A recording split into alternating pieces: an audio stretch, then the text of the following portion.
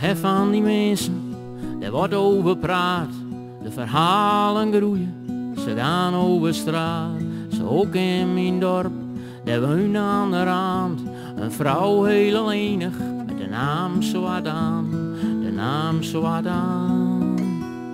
Als kines nieuwsgierig struin wij om haar huis. Het hart in de keel, want het waar er niet plus. Een huis achterover, onder klim op, in de klauwen van het verval. Het was niet meer als een hok, niet meer als een hok. Ze waren heks, een fakes, zo wordt er verteld.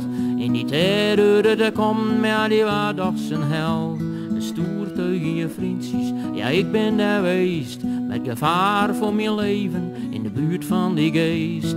De buurt van die geest. Maar wie is er banger weet? Wij de buiten, als zij in dat huis. Voor wie waar de angst nou het meest? Vraag ik me nou af.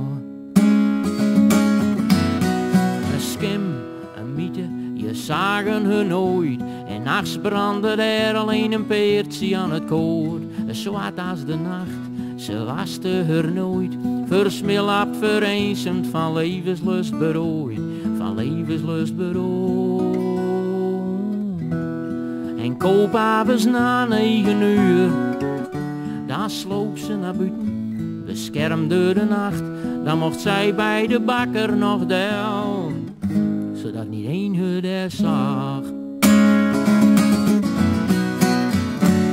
Zwarte Anne, ze woont in Sint-Jabuk, nee niet in Sint-Anne.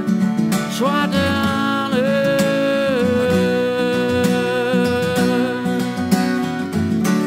Zwarte Anne, ze woont in Sint-Jabuk, nee niet in Sint-Anne. Zwarte Anne.